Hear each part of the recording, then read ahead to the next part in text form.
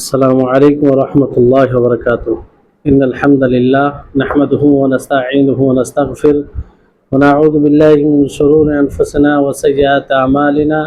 من يهده الله فلا مضل له ومن يضلله فلا هادي له، وأشهد أن لا إله إلا الله وحده لا شريك له، وأشهد أن محمدا عبده ورسوله. أما بعد، رب اشرح لي صدري ويسر لي أمري واحلل عقدة من لساني يفقهوا قولي. رب زدني علما رب زدني علما। সম্মানিত আজকের ক্লাসে উপস্থিত সুপ্রিয় দিন দরদি ভাই সকল ও সম্মানিত বোন, আল্লাহ তাবারক ওয়া তাআলার জন্যই সর্বপ্রকারের হামদ প্রশংসা, যিনি আমাদের সকলকে শেখুল ইসলাম ইবনে তাইমিয়া রাহিমাহুল্লাহর যে একটি অন্যতম বই আল আকিদাতুল ওয়াসিতিয়া, এই বইয়ের ধারাবাহিক ক্লাসে আমাদের অংশগ্রহণ করার তৌফিক দিয়েছেন। আজকে প্রায় 58 নম্বর পর্ব ইনশাআল্লাহ আমরা শুরু করব, যেটা আল্লাহ তাবারক ওয়া তাআলার বিশেষ তৌফিক, তার অনুগ্রহ। তারপরে আমাদের সকলের প্রাণপ্রিয় নবী করিম মুহাম্মদ মুস্তাফা সাল্লাল্লাহু আলাইহি ওয়াসাল্লাম, ওনার উপরে অসংখ্য শান্তির ধারা বর্ষিত হোক। আল্লাহুম্মা সাল্লি আলাইহি আল্লাহুম্মা বারিক আলাইহি। আমাদের যেটা চলমান বিষয় ছিল, খুব গুরুত্বপূর্ণ নীতিগত আলোচনা, সবই ক্লাস খুব গুরুত্বপূর্ণ। যে বিষয়টি শুরু হয়েছিল যে আহলুস সুন্নাহ ওয়াল জামাতের মানহাজ, তাদের তরিকা কি, আমরা কিছু বিষয় জেনেছিলাম। তার মধ্যে যেটা মূল বিষয় ছিল যে আহলুস সুন্নাহ ওয়াল জামা তারা অনুসরণ করে, ইত্তেবা করে রাসূল সাল্লাল্লাহু আলাইহি ওয়াসাল্লামের আথার, এবং রাসূল সাল্লামের আথার বলতে তার আদর্শ, তার কর্ম, এবং কোনগুলো কর্ম অনুসরণ যোগ্য কিংবা সেটা করে আল্লাহ তাআলা সন্তুষ্টি লাভ করা হবে, সেটা নিয়ে আলোচনা হয়েছিল। আশা করি আপনারা সকলে বুঝতে পেরেছেন। এরপরে তারই সাথে সংশ্লিষ্ট বিষয় লেখক রাহিমাহুল্লাহ তিনি বলছেন যে ওয়া ইত্তিবা ওয়াসিয়াতি রাসূলুল্লাহ সাল্লাল্লাহু আলাইহি ওয়াসাল্লাম, আহলুস সুন্নাহ ওয়াল জামা তারা অনুসরণ করে রাসূল সাল্লাল্লাহু আলাইহি ওয়াসাল্লামের ওসিয়তের উপরে। আল্লাহ নবী যা ওসিয়ত করেছেন সেটাকে তারা মেনে চলে, সেটাকে তারা অনুসরণ করে। যেমন নবী করিম মুহাম্মদ সাল্লাল্লাহু আলাইহি ওয়াসাল্লাম তিনি বলেন, আলাইকুম বিসুন্নতি ওয়া সুন্নাতিল খুলাফাইর রাশিদিন আল মাহদিয়িন মিন বাদি তামাসসাকু বিহা ওয়া আদ্দু আলাইহা বিন নওয়াজিদ।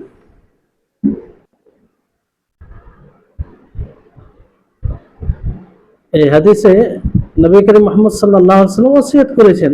সেটি কি ওসিয়ত? যে তোমরা আমার সুন্নাতকে আর খোলাফায়ে রাশিদিন, হেদায়েত প্রাপ্ত যে খলিফা আমার পরে রয়েছে, চার খলিফা খোলাফায়ে রাশিদিন মাহদিগিন, কিংবা নবী করিম মুহাম্মদ সাল্লাল্লাহু আলাইহি ওয়াসাল্লামের পরবর্তী সাহাবায়ে কেরাম, তাদের সুন্নাতকে আঁকড়ে ধরো। বিশেষভাবে চার খলিফা, তামাসসাকু বিহা, সেটাকে আঁকড়ে ধরো, ওয়া আদ্দু আলাইহা বিন নওয়াজিজ, আর সেটাকে মাড়ি দিয়ে আঁকড়ে ধরো। ওয়া ইয়াকুম ওয়া মুহদাসাতিল উমুর, আর নবজাত আমল থেকে তোমরা বিরত থাকো। ফা ইন্না কুল্লা বিদআতিন দালালা, কারণ প্রত্যেকটি বিদআত জালালাত, গুমরাহি।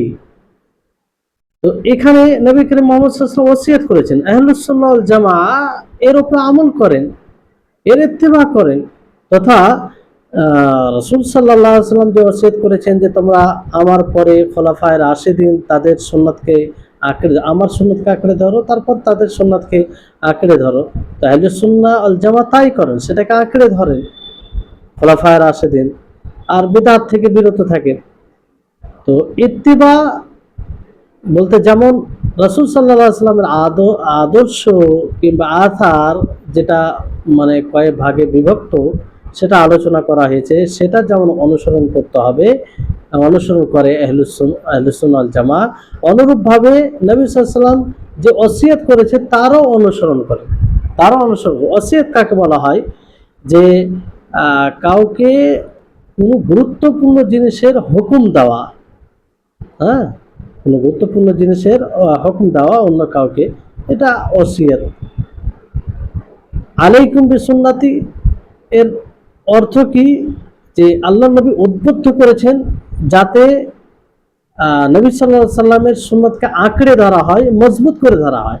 আর এটার আরো তাকিদ করা হয় এই কথা দ্বারা, ওয়া'আযু আলাইহা বিন নওয়াজিদ, ওয়া'আযু আলাইহা বিন নওয়াজিদ, মানে আলাইকুম বিসুন্নতি ওয়া সুন্নাতিল খুলাফায়ে রাশিদিন আল মাহদিয়্যিন, যে তোমরা আমার সুন্নতকে আঁকড়ে ধরো আর আমার খোলাফায়ে রাশিদিন তাদের সুন্নতকে আঁকড়ে ধরো। তারপর আবার আলাইকুম বিসুন্নতি বলা হয়েছে, আবার বলা হয়েছে ওয়া'আযু আলাইহা বিন নওয়াজিদ, মানে দাঁতের মাড়ি দিয়ে শক্ত করে ধরা, মানে হাত দিয়ে ধরো এবং মুখ দাঁত দিয়ে মাড়ি দিয়ে, মানে এটা তাকিদ আর কি, তোমরা মজবুত এমন ভাবে ধরো যাতে তোমরা কোনোভাবে পথভ্রষ্ট না হয়, সঠিক পথ থেকে বের না হয়ে যাও। এটা উদ্দেশ্য, তাকিদ করে একই কথাকে দুই রকম ভাবে বলার উদ্দেশ্য। সুন্নাহ, এখানে আলাইকুম বিসুন্নতি সুন্নাহ বলতে নবী করিম মুহাম্মদ সাল্লাল্লাহু আলাইহি ওয়াসাল্লামের পদ্ধতি, সেটা প্রকাশ্যে হতে পারে, গোপনে হতে পারে, গোপনীয় পদ্ধতি প্রকাশ্য, যেটা সুন্নাহ বলা হয়। খোলাফায়ে রাশিদিন, নবী করিম মুহাম্মদ সাল্লাল্লাহু আলাইহি ওয়াসাল্লাম যারা পিছিয়ে পরবর্তীতে এসেছে, নবী সাল্লাল্লাহু আলাইহি ওয়াসাল্লামের উত্তরাধিকারী হয়েছে, নবী সাল্লাল্লাহু আলাইহি ওয়াসাল্লামকে দেখেছেন স্বচক্ষে, ইলমে মানে ইমান অবস্থায় দেখেছেন, ইমান অবস্থায় মৃত্যু হয়েছে, তারা উত্তরাধিকারী কিংবা তাদের নবী সাল্লাল্লাহু আলাইহি ওয়াসাল্লামের প্রতিনিধি কোন দিকে হয়েছে? যে ইলমের দিক দিয়ে, আমলের দিক দিয়ে এবং দাওয়াতের দিক দিয়ে। অর্থাৎ শুধু নবীকে পেয়েছেন তা নয়, মানে নবীর মতো তারা নবীর কাছ থেকে ইলম অর্জন করেছেন এবং আমল সেই অনুযায়ী আমল করেছে এবং দাওয়াতের কাজ করেছে। তো এর মধ্যে সর্বপ্রথম যারা মানে অন্তর্ভুক্ত হবে, যারা বেশি উপযুক্ত, তারা হচ্ছেন চার খলিফা। আবু বকর রাদিয়াল্লাহু তাআলা আনহু, ওমর রাদিয়াল্লাহু তাআলা আনহু, ওসমান রাদিয়াল্লাহু তাআলা আনহু, আলী রাদিয়াল্লাহু তাআলা আনহু। জি, কারণ সাহাবীদের মধ্যে সর্বোত্তম ইনারা ছিলেন। তারপরে ওই জমানায় মানে ইনাদের ব্যাপারে সর্বোত্তম ইনারা, কিন্তু দেখা যায় এদের সাহাবায়ে কেরাম, বিশেষ করে আবু বকর, ওমর, ওসমান, আলী, ইনাদের মাকাম মর্যাদা না বোঝার কারণে পরবর্তী সময়ে অনেক রকম কটু মন্তব্য করে দেয় কিংবা যে কথা বলা উচিত নয় বলে দেয়। যেমন উসমান রাদিয়াল্লাহু তাআলা আনহু যে আজানটি দিয়েছিলেন জুমার দিনে, দ্বিতীয় আজান, সেটির আলোচনা করতে গিয়ে অনেকেই অসতর্কভাবে বলে ফেলে যে এটা একটা বিদআত, কিংবা ওসমান রাদিয়াল্লাহু তাআলা আনহু তিনি নিজে শুরু করেছেন, ফলে সেটা মানে সেখানে এমনভাবে বাক্য ব্যবহার করে যেটা অনুচিত। অথচ ওসমান রাদিয়াল্লাহু তাআলা আনহুর আমল সেটা অনুসরণযোগ্য, যদি নবী সাল্লাল্লাহু আলাইহি ওয়াসাল্লামের বিরুদ্ধে না যায়। এবার এই বর্তমান সময়ে যদি আজানটা না ঠিক হয়, মনে হয় কারো ঠিক না হয়, তাহলে সেটা সুন্দরভাবে বলতে হবে যে ওসমান রাদিয়াল্লাহু তাআলা আনহু তিনি যে কারণে দিয়েছিলেন, যেটা কারণে দিয়েছিলেন, যে উদ্দেশ্যে দিয়েছিলেন, সেই উদ্দেশ্য এখন ওই রকম পাওয়া যেন মানুষের হাতে ঘড়ি, বিভিন্ন রকমের সজাগ সচেতন, এই জন্য এটা প্রয়োজন নয়, কিংবা এইভাবে ইলমিভাবে বলতে পারে। কিন্তু এরকমভাবে একদম বলে দেওয়া যে এই আমলটি তিনি করেছেন, তিনি নিজে থেকে করেছেন, তিনি নিজে থেকে করলেও তার আমল অনুসরণযোগ্য যদি নবী সাল্লাল্লাহু আলাইহি সাল্লামের বিরুদ্ধে না যায়। যাই হোক, সতর্কতা অবলম্বন করতে হবে এই সব বিষয়ে কথা বলতে গিয়ে। কারণ ওসমান রাদিয়াল্লাহু তাআলা আনহু যখন এই আমলটি শুরু করেন, কোনো সাহাবী বিরুদ্ধে যায়নি। আমি এখানে এটা বিষয় বলতে চাই না যে এখন বর্তমান সময়ে যে আজান দেওয়াটা, দুটো আজান সব জায়গায় দেওয়া সঠিক, এটা বলছি না, কিন্তু ওনাদের ব্যাপারে যখন কোনো কথা আসবে, কোনো আমল, আর সেটা কোনো রকম, তো খুব সচেতনভাবে সতর্কতার সাথে কথা বলতে হবে। কারণ ওসমান রাদিয়াল্লাহু তাআলা আনহু যে ভিত্তি কথা বলার কিংবা সেটা শুরু করার, সেটা অবশ্যই মূল জিনিসের ওপরে। তিনি বাইরে কিছু করেনি, নতুন কিছু করেননি, বরং মূল জিনিসকে ভিত্তি করেছিলেন। যাই হোক, সেদিকে আর যাচ্ছি না। তো আহলুস সুন্নাহ ওয়াল জামাআহ এক কথায় তারা অনুসরণ করে সেই জিনিসের যার ওসিয়ত নবী করিম মুহাম্মদ সাল্লাল্লাহু আলাইহি ওয়াসাল্লাম করেছেন।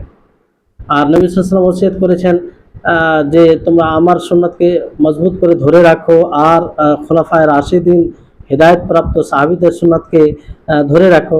তার মধ্যে যে অন্যতম হচ্ছে আবু বকর, ওমর, ওসমান, আলী রাদিয়াল্লাহু তাআলা আনহু, যতক্ষণ পর্যন্ত তাদের কথা নবীর বিরুদ্ধে না যাবে, নবীর বিরুদ্ধে না যাবে।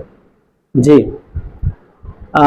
নবীর বিরুদ্ধে যদি যায়, কোনো কথা সংঘর্ষ খায় নবীর কথার সাথে, তাহলে আমরা সেটা নেব না। তবে আমরা ওই বিষয়ে তাদেরকে তাদের উপরে কটু মন্তব্য করতে পারি না, কারণ সেখানে তারা ইজতেহাদ করতে গিয়ে ভুল করতে পারে, ভুল হতে পারে।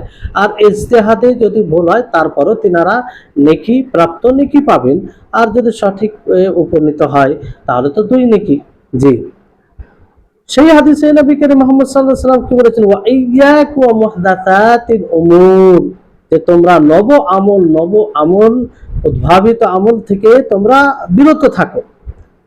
এখানে মানে সতর্ক করেছেন নবী সাল্লাল্লাহু আলাইহি ওয়াসাল্লাম, আমি তোমাদেরকে সতর্ক করছি, এগুলো আমল থেকে তোমরা বিরত থাকো। এখানে উমুর বলতে কি? উমুর বলতে বিষয়সমূহ দ্বীনের বিষয়, দ্বীনের বিষয়, দুনিয়ার বিষয় নয়। বিদআতের কথা বলতে গেলে অনেকেই বলে যে তাহলে তোমরা দুনিয়াতে বেঁচে থাকতে, চলাফেরা করতে অনেক জিনিস ব্যবহার করো, অনেক জিনিস তোমরা বলো যেগুলো নবী সাল্লাল্লাহু আলাইহি ওয়াসাল্লামের যুগে ছিল না, নবী সাল্লাল্লাহু আলাইহি ওয়াসাল্লাম করেনি, সাহাবায়ে কেরাম করেনি, তাহলে সেটিও বিদআত। আসলে তারা হয়তো স্বইচ্ছায় মানে এগুলো কথা বলে, বিভ্রান্তিকর, জেনে বুঝেও, আর না হয় তারা এই হাদিসকে মোটেই বুঝেনি। কারণ এখানে অমুর বলতে দ্বীনি বিষয়, দ্বীনের বিষয়, দুনিয়ার বিষয় নাই। কারণ দুনিয়ার বিষয় বিদআত হয় না, দুনিয়ার বিষয় এই হাদিসের অন্তর্ভুক্ত নয়। দুনিয়ার বিষয় আসলে হচ্ছে হালাল, দুনিয়ার যে কোনো বিষয় আপনি করতে পারেন, আসলে আপনি করতে পারেন, মুবাহ আবার আপনার জন্য, হালাল আপনার জন্য। কেউ যদি হারাম বলে, তাকে দলিল দিতে হবে, যেটা গত ক্লাসে আপনাদেরকে বলা হয়েছে যে যে ফিল মুআমালাত আল আসল ফিল মুআমালাত আল হিল, যে মুআমালাতের মধ্যে পার্থিব বিষয়ে আসল হচ্ছে হালাল। যদি কেউ হারাম বলে, তাকে দলিল দিতে হবে। তো দুনিয়ার বিষয়ে কিছু বিদআত হয় না, কারণ এটা দুনিয়ার বিষয়, আসল হালাল। যদি হারাম হয়, তা থেকে বিরত থাকতে হবে। জি, কিন্তু ইবাদতের ক্ষেত্রে আসলে কি? ইবাদতের ক্ষেত্রে আসল হারাম, সেখানে যদি করে কেউ কোনো ইবাদত, তাহলে তাকে দলিল দিতে হবে। দলিল বিহীন যদি কেউ কিছু করে, তাহলে সেটাই হবে বিদআত। দলিল বিহীন কোনো আমল করা, দিনের মনে করে করা, আর সেই আমল দ্বারা আল্লাহ তাআলাকে সন্তুষ্টি লাভ করছি মনে করে করা, এটা কি হবে? বিদআত হবে, যেটা হারাম হবে, যেটা কি হবে? হারাম হবে। জি, আসলে দিনের বিষয়ে, ইবাদতের বিষয়ে আসল মামনু, হারাম করলে এর পিছনে দলিল থাকতে হবে, এর পিছনে দলিল থাকতে হবে। তো যারা বলে যে আগে তো এরোপ্লেন ছিল না, তারপরে ফ্যান ছিল না, এসি ছিল না, আর টাইলস ছিল না, মার্বেল পাথর ছিল না, তো এখন তোমরা তাতে নামাজ পড়ো, তো এটি বিদআত। এটা অজ্ঞতা, জেহালাত। হ্যাঁ, এটা এক প্রকার জেহালাত, অজ্ঞতা। কারণ এগুলো বিদআত হয় না।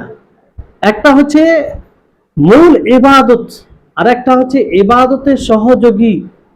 আপনি টাইলস লাগা মসজিদে নামাজ পড়বেন, তো ভালো লাগবে, আপনি খুশুর সাথে নামাজ পড়ে, এটা সহযোগী, এটা ইবাদতের মধ্যে আসে না। আপনি মাটিতে নামাজ পড়লেও আপনার ইবাদত হবে।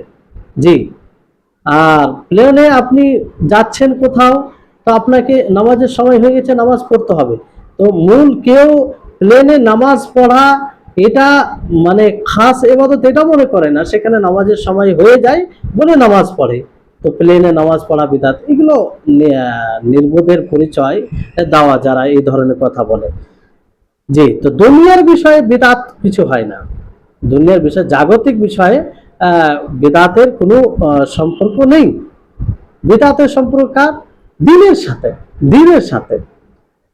নবী করিম মুহাম্মদ সাল্লাল্লাহু আলাইহি সাল্লাম তারপরে কি বলেছেন যে ওই হাদিসে, ফাইন্না কুল্লা বিদআতিন দালালা, যে প্রত্যেকটি বিদআত গুমরাহ, পথভ্রষ্ট, হ্যাঁ, দিশাহীন, পথভ্রষ্ট। তা থেকে নবী সাল্লাল্লাহু আলাইহি সাল্লাম একদম টোটালি মানে সতর্ক করেছেন, মানে তাকিদ করে। প্রথমে তো ওয়া ইয়াকুম ওয়া মুহাদাসাতিল উমুর, এটাই যথেষ্ট ছিল, কিন্তু তারপরে নবী করিম মুহাম্মদ সাল্লাল্লাহু আলাইহি সাল্লাম আবারও বললেন যে ফাইন্না কুল্লা বিদআতিন দালালা, যে প্রত্যেক নব আমল এটি পথভ্রষ্ট। তো এটা ব্যাপকতার উপরে করে। জি, তো রাসূল সাল্লাল্লাহু আলাইহি সাল্লাম যা বলেনি, যা করেনি, যা যা তিনি সমর্থন করেনি, সেটাকে ইবাদত ভেবে করা, শরীয়তের অংশ ভেবে করা, এটাই হচ্ছে বিদআত, এটি হচ্ছে বিদআত। জি, তাহলে এটা যেমন, কেন নবী করিম মুহাম্মদ সাল্লাল্লাহু আলাইহি ওয়াসাল্লাম যা বলেননি সেটি বিদআত হবে? আল্লাহ নবী মুহাম্মদ সাল্লাল্লাহু আলাইহি ওয়াসাল্লামের উপরে আল্লাহ তাবারক ওয়া তাআলা শরীয়ত নাযিল করেছেন, তাই তো? শরীয়ত নাযিল করেছেন, তো তিনি শরীয়তের ব্যাপারে বেশি জানবেন।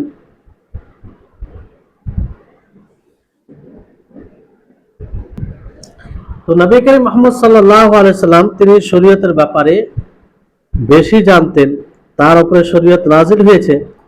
তো আর নবী সাল্লাল্লাহু আলাইহি ওয়াসাল্লাম ওনার কাছ থেকে তো এমন কোনো বিষয় ছুটতে পারে না, যেহেতু তিনি আমিন ছিলেন, আমানতদার ছিলেন। আল্লাহ তাআলা যা তার উপরে নাযিল করেছেন তা তিনি মানুষের নিকটে পৌঁছে দিয়েছিলেন। আর তিনি তেনার দ্বারা কিছু ছুটবে না, তার কারণ আর শরীয়তকে সবচেয়ে তিনি বেশি ভালো বুঝবেন, এটাই স্বাভাবিক, কারণ তিনি মাখলুকের মধ্যে সবচেয়ে বড় জ্ঞানী। যদি প্রশ্ন করা হয় যে মাখলুকের মধ্যে সবচেয়ে বড় জ্ঞানী কে, তাহলে এটাই বলা হবে শরীয়তের ব্যাপারে সবচেয়ে বড় জ্ঞানী কে? নবী করিম মুহাম্মদ সাল্লাল্লাহু আলাইহি ওয়াসাল্লাম। মাখলুকের মধ্যে সবচেয়ে বড় কল্যাণকামী কে, যে মানুষের কল্যাণ চায়, মানুষের মঙ্গল চায়, এরকম সবচেয়ে বড় কে? তাহলে এক কথাই উত্তর হবে নবী সাল্লাল্লাহু আলাইহি ওয়াসাল্লাম। যদি বলা হয় আরবি ভাষার সবচেয়ে ফাসি ভাষাবিদ এবং ভাষাকে সবচেয়ে ভালো জানেন, ভালো বলেন, তাহলে কে? তাহলে এক কথায় বলা হবে নবী সাল্লাল্লাহু আলাইহি ওয়াসাল্লাম। অনুরূপভাবে সবচেয়ে সত্যবাদী কে ছিলেন, খবর কোন সংবাদ দিতে গিয়ে সবচেয়ে বড় সত্যবাদী ছিলেন, কে ছিলেন? এক কথায় উত্তর হবে নবী করিম মুহাম্মদ সাল্লাল্লাহু আলাইহি ওয়াসাল্লাম। তো যার মধ্যে এই চারটি গুণ পাওয়া যায়, যে তিনি মাখলুকের মধ্যে সবচেয়ে বড় জ্ঞানী, সবচেয়ে বড় ভাষাবিদ, আরবি ভাষা বুঝেন, শরীয়তের ভাষা, তারপরে তিনি সত্যবাদী ছিলেন, যে বড় কল্যাণকামী ছিলেন, তো তিনি তিনি কোনো এমন কোনো কথা ছাড়তে পারেন যেটা মানুষের জন্য কল্যাণকর হবে না? কখনো। এই জন্য নবী করিম মুহাম্মদ সাল্লাল্লাহু আলাইহি ওয়াসাল্লাম কি বলেছেন? কুল্লু বিদআতিন দালালা, যে প্রত্যেকটি নব আমল সেটি বিদআত, জালালাত, গুমরাহি। তো এখান থেকে এটা স্পষ্ট হয় যে যারাই যারাই আল্লাহ তাআলার জন্য ইবাদত করে, আকীদা, সেটা আকীদাগত ইবাদত হতে পারে, কথা বাক্যের মাধ্যমে ইবাদত হতে পারে, কর্মের মাধ্যমে ইবাদত হতে পারে, যদি সেটা শরীয়তের অংশ না হয় তাহলে সেটা বিদআত। এবং এগুলো যারা করবে তারাই হচ্ছে মুবতাদি। তারাই কি? মুবতাদি, তারাই মুবতাদি। যেমন জাহমিয়া তারা আকীদার রাস্তায় এমন ভাবে তারা ইবাদত করতে আরম্ভ করলো কিংবা করেছে, আর তারা এমন আকীদা পোষণ করত যা থেকে আল্লাহ তাআলা পবিত্র, যা থেকে আল্লাহ তাআলা পবিত্র। তো এটাও বিদআত হবে, কারণ এরকম আকীদা শিক্ষা নবী করিম মুহাম্মদ সাল্লাল্লাহু আলাইহি ওয়াসাল্লাম দেননি। অনুরূপভাবে মুতাযিলা, আশায়েরা, তারা এমন ভাবে আল্লাহর ইবাদত করলো আকীদার দিক দিয়ে যেটা বাতিল, যেটা গ্রহণযোগ্য নয়, যেটা শরীয়তে, যেটা কোনো ভাবে শরীয়ত সমর্থন করে না। অনুরূপভাবে অনেক লোক যারা নিত্য নতুন আজকার তৈরি করেছে, যার দ্বারা তারা ইবাদত করে এবং আকীদা পোষণ করে যে তারা আজর পাচ্ছে, নেকি পাচ্ছে, তাহলে সেটাও বিদআত, সেটাও কি হবে? বিদআত হবে। আর যারা এমন কোনো কর্ম করে, এমন কর্ম করে, এমন আমল করে যে আমলটি নবী সাল্লাল্লাহু আলাইহি ওয়াসাল্লাম করেনি, অথচ কিছু মানুষ সেগুলো করে নিজেকে মাজুর ভাবে তথা আল্লাহ তাআলা তাদেরকে আজির দিবেন, আল্লাহর কাছে আজিরের আশা করে, তো এগুলো কি? এগুলো বিদআত, এবং যারা করছে তারা মুবতাদি। তো এই হচ্ছে বিষয়। এক কথায় এমন কোনো জিনিস যেটাকে শরীয়তে ভেবে করা হয় অথচ আল্লাহ নবী থেকে প্রমাণিত নয়, সাহাবা থেকে প্রমাণিত নয়, তাহলে সেটি কি হবে? বিদআত হবে। যেভাবে হোক না কেন, আকীদার ভাবে হোক অথবা অন্য কোনো যে মানে যে পথে হোক, আকীদার পথে হোক, আকীদা রাখতে গিয়ে হোক, কিংবা কোনো বাক্যের মাধ্যমে ইবাদত করতে গিয়ে হোক, ইয়া কর্মের মাধ্যমে কোনো ইবাদত করতে গিয়ে হোক, যেভাবে হোক, তাহলে সেটা গুমরাহ হবে। রাসূল সাল্লাল্লাহু আলাইহি সাল্লাম সেটাকে গুমরাহ বলেছেন। সেটাকে কি বলেছেন? গুমরাহ বলেছেন, বাতিল বলেছেন। কারণ সেটা হক থেকে সরে যায়, হকের উপরে তখন থাকে না। যখনই কোনো নব আমল হয়, নবী সাল্লাল্লাহু আলাইহি সাল্লাম থেকে প্রমাণ হয় না, সেটা মানে হক থেকে বের হয়ে যায়। এই জন্য বিদআতের অনেক মানে একজন মানুষ বিদআত করতে গেলে অনেক মানে খারাপই আছে, কিংবা অনেক নিষেধাজ্ঞা বিষয় চলে আসে। বিদআত করতে গেলে অনেক নিষেধাজ্ঞার বিষয় চলে আসে। বিদআতটি এমন জঘন্য অপরাধ যে আপনি একটি বিদআত করতে গিয়ে অনেকগুলো আপনি শরীয়ত বহির্ভূত কাজ করবেন, অনেকগুলো। তার মধ্যে অন্যতম কয়েকটি হচ্ছে যে আপনি যদি বিদআত করেন, তাহলে বিদআত করতে গিয়ে আপনি আল্লাহ তাবারাক ওয়া তাআলার বাণীকে মিথ্যা প্রতিপন্ন করবেন, অস্বীকার করবেন আপনি।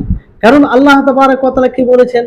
আল ইয়াউমা আকমালতু লাকুম দীনাকুম ওয়া আতমামতু আলাইকুম নি'মাতি ওয়া রাদিতু লাকুম ইসলাম দীনা, যে আমি তোমাদের জন্য তোমাদের দ্বীনকে কমপ্লিট করে দিয়েছি।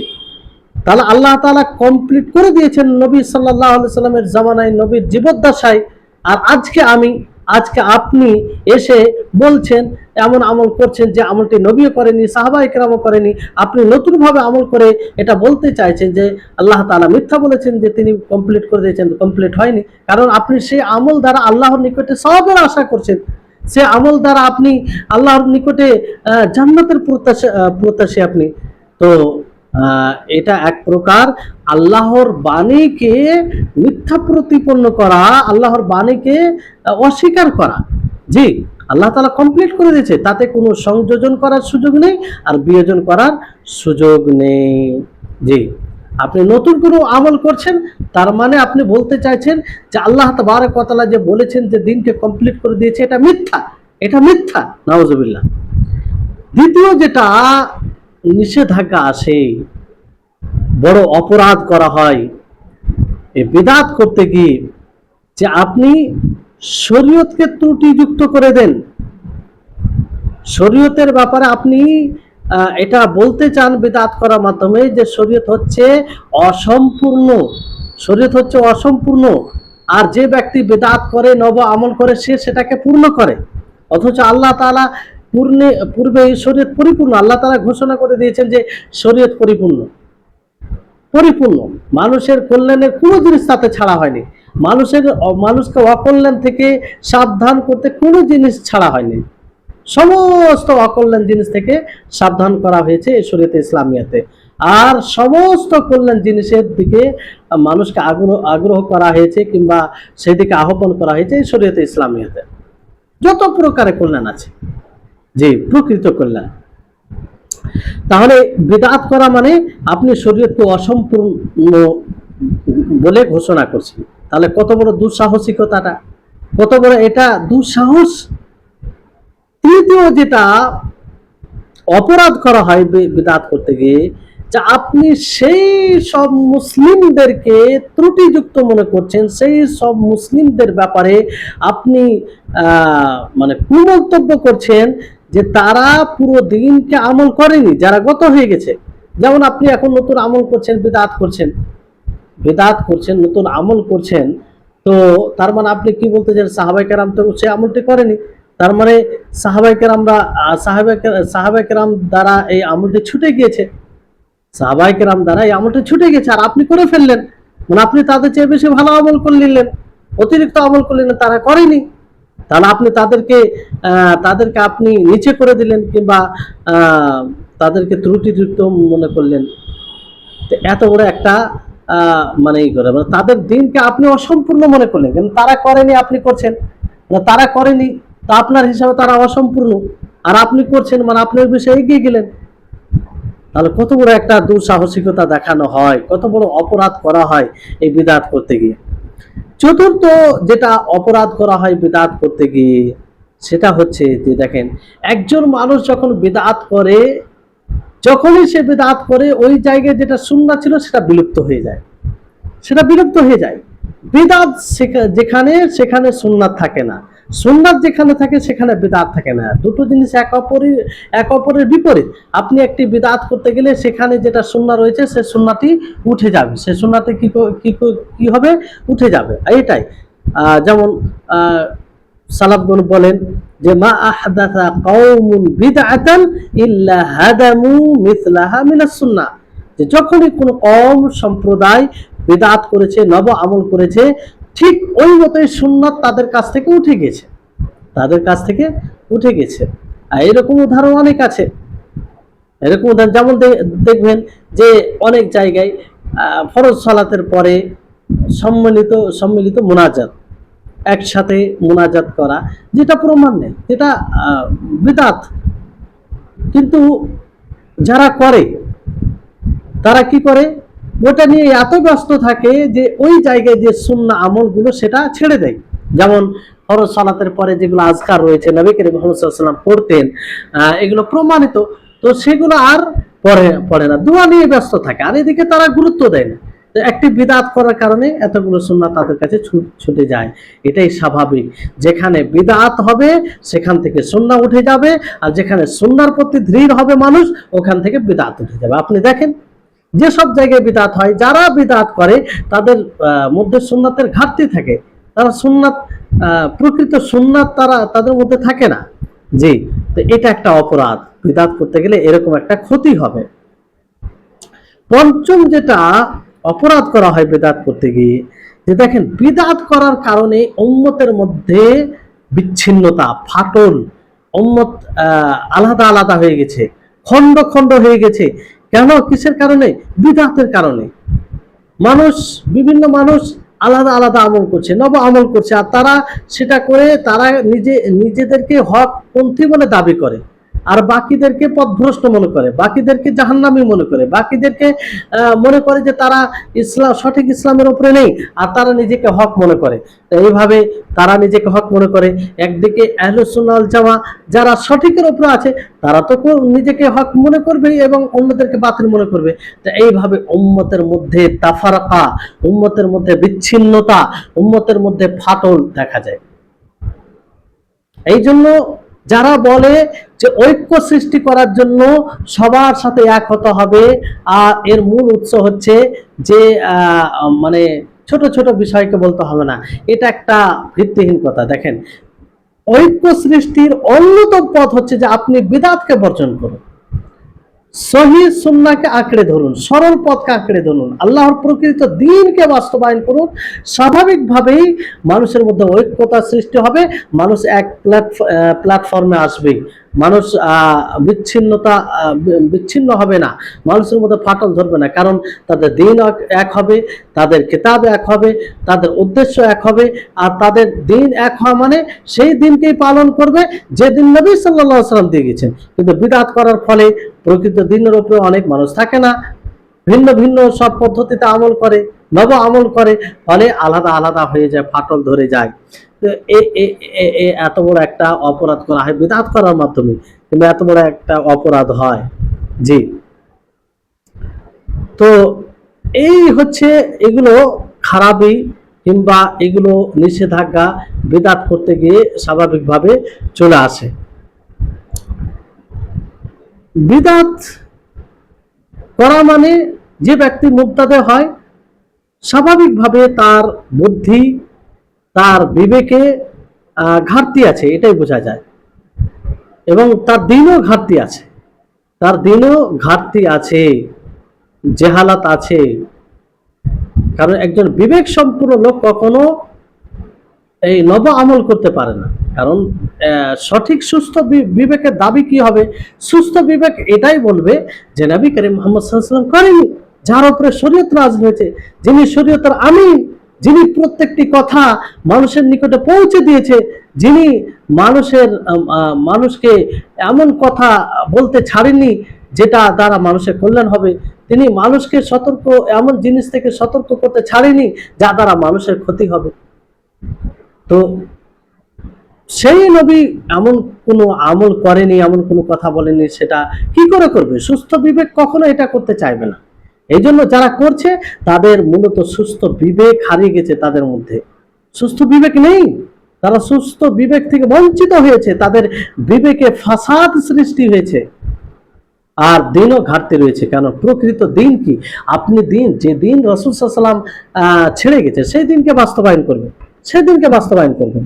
আল্লাহ নবী যে দিনকে ছেড়ে গেছেন সেটাই হবে দিন। আজকে আপনি কোনো জিনিস সংযোজন করবেন, সেটা কোনোদিন দিন হতে পারে না। এই জন্য ইমাম মালিক রাহিমাহুল্লাহ তিনি বলেন যে যেটা নবী সাল্লাল্লাহু আলাইহি ওয়াসাল্লামের জীবদ্দশায় যে বিষয়টি দিনের অংশ ছিল না, তার পরবর্তী সময়ে কিয়ামত পর্যন্ত কোনো অংশ দিনের অংশ হতে পারে না। জি। আর যেটা নবী সাল্লাল্লাহু আলাইহি ওয়াসাল্লামের জীবনে দিনের অংশ হয়ে গেছে কিংবা দিনের অংশ ছিল, সেটা কিয়ামত পর্যন্ত সেটাকে দিনের বাইরে করতে পারবেন। জি। তো এটা গুরুত্বপূর্ণ বিষয়।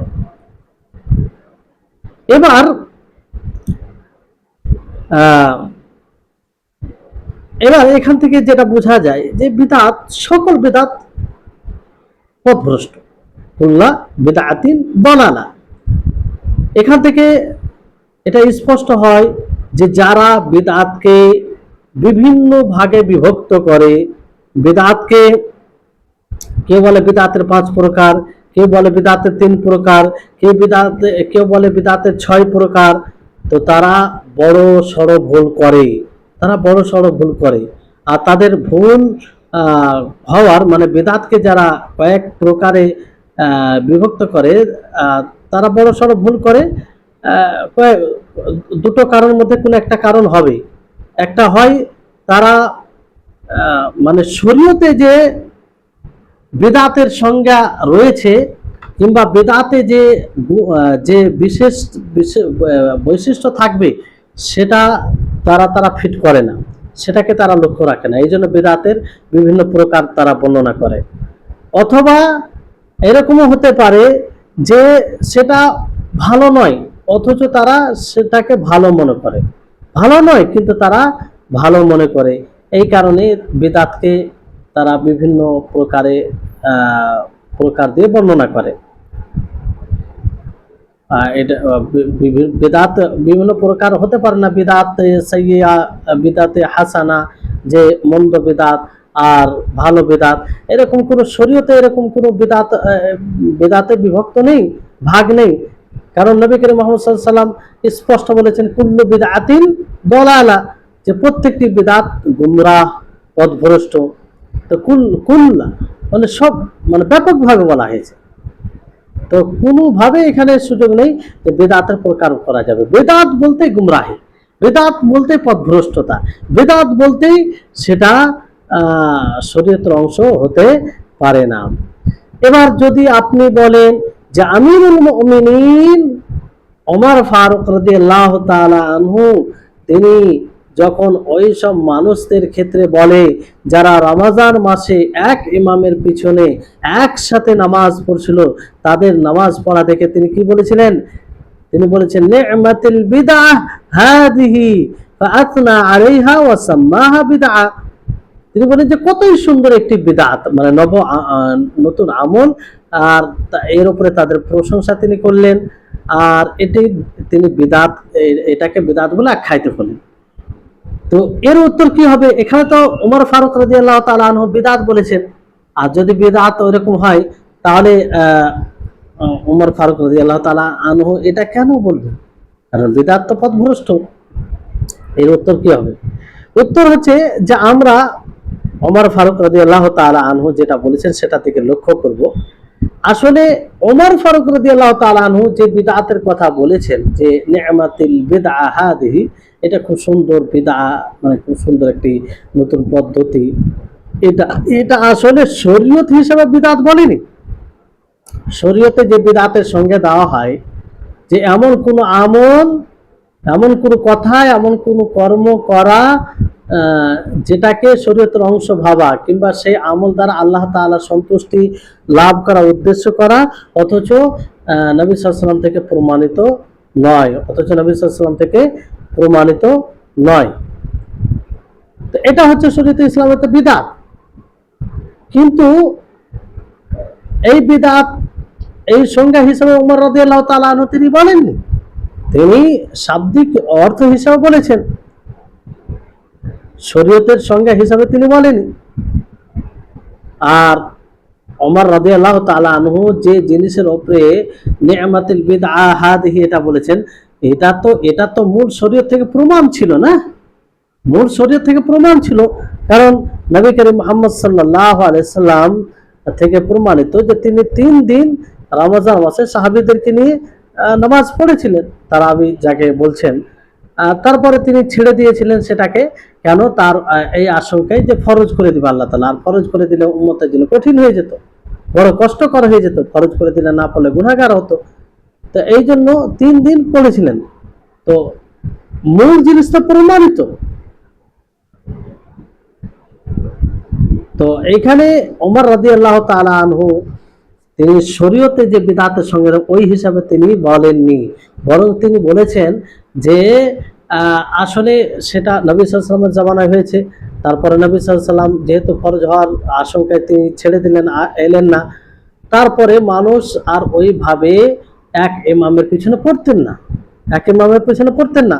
তো ওমর রাদিয়াল্লাহু তাআলা আনহু তিনি তিনি বললেন, এক জায়গায় তিনি মানে এরকম একটা ইচ্ছা প্রকাশ করলেন যে আমি মানুষকে জমা করব এক ইমামের পিছনে, তাহলে এটা কতই ভালো হতো যদি আমি এটা করতাম।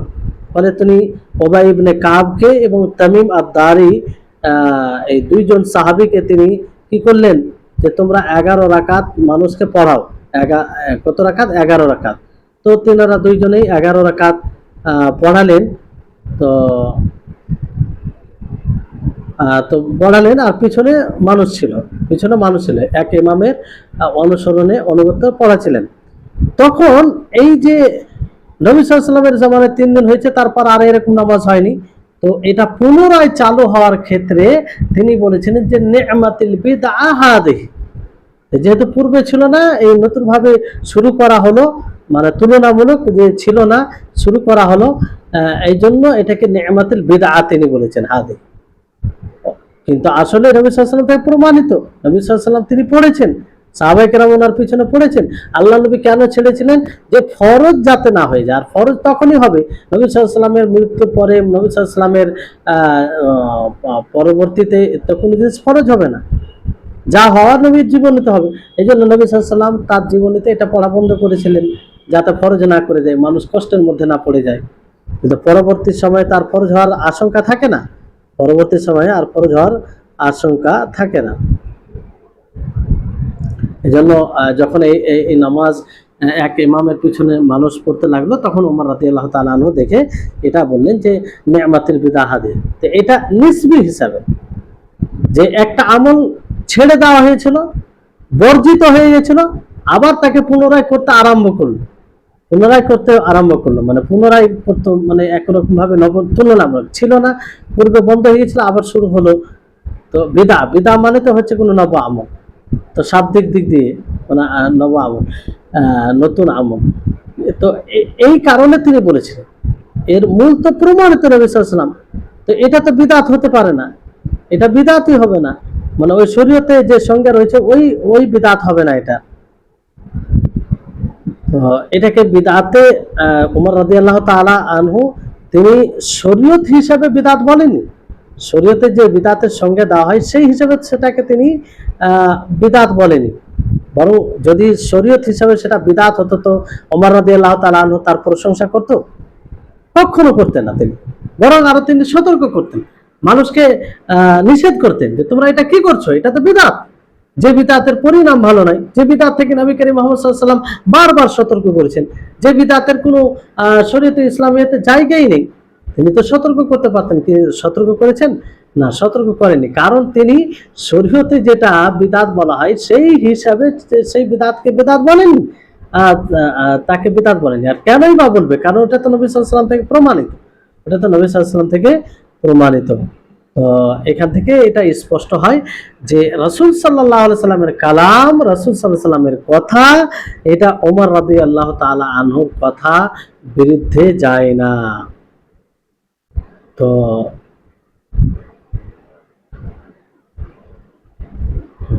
এবার এখানে একটি বিষয় যে নবী সাল্লাল্লাহু আলাইহি সাল্লাম বলেছেন ফাইন্না কুল্লা বিদআতিন দালালা, যে প্রত্যেকটি বিদআত এটা কি জালালাত, গুমরাহ পদ্ধতি, যেটা ইসলামে নেই। তো ওই হাদিসকে কিভাবে মানে এর সাথে সামঞ্জস্য দেওয়া যায়?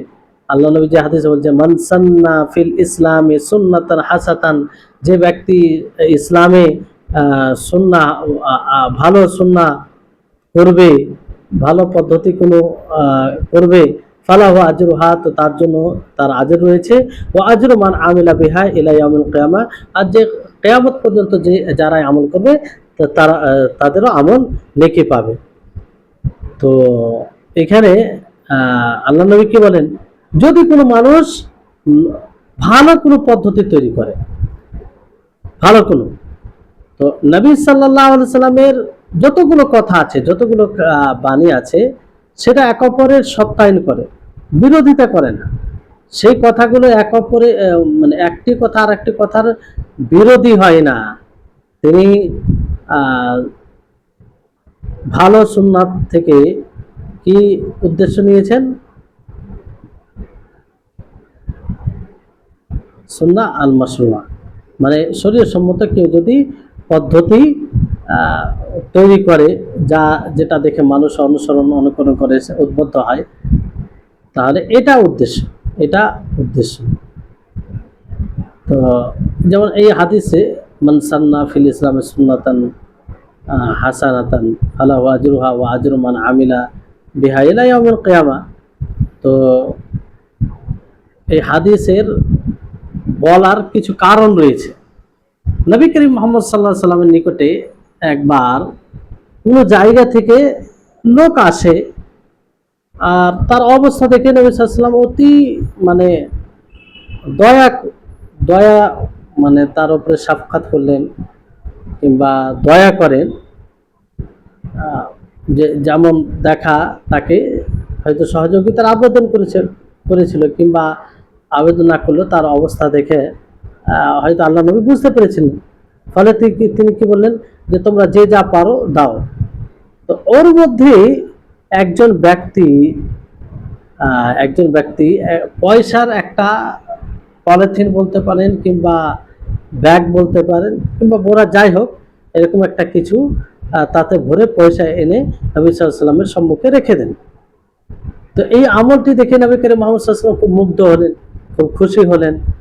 তো এটা দেখে তিনি বললেন যে মান সান্না ফিল ইসলামি সুন্নাতান হাসানাতান ফালাহু আজরুহা ওয়া আজরু মান আমিলা বিহা ইলা ইয়াউমিল কিয়ামা, যে ব্যক্তি ইসলামে সঠিক সুন্নাত, উত্তম সুন্নাহ চালু করবে, তার জন্য তার আজর রয়েছে, এবং সেই ব্যক্তিরও আজর রয়েছে যে কিয়ামত পর্যন্ত তার উপরে আমল করবে। জি, তা এই হচ্ছে এই হাদিসের মানে নবী সাল্লাল্লাহু আলাইহি ওয়াসাল্লামের বলার কারণ, বুঝতে পেরেছেন? তারপরে এখানে সুন্নাহ হাসানা থেকে উদ্দেশ্য কি, কিংবা বলা যেতে পারে সুন্নাহ হাসানা থেকে উদ্দেশ্য হচ্ছে যে এমন কিছু করা, মানে এমন কিছু মাধ্যম দেওয়া মানুষকে, যে মাধ্যম ধরে মানুষ আরো কাম করতে পারে। যেমন কোনো আলেমের বই নিয়ে ছাপিয়ে বন্টন করা।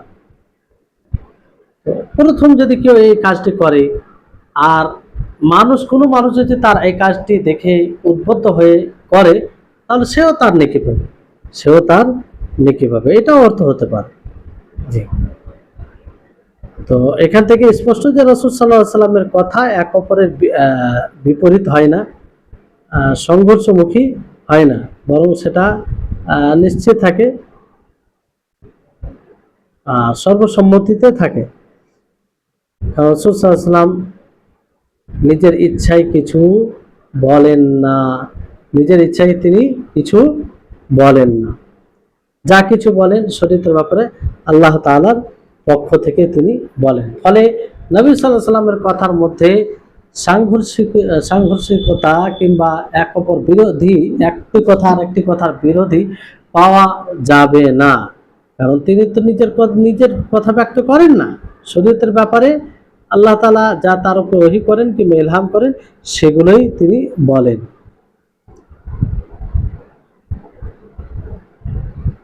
তো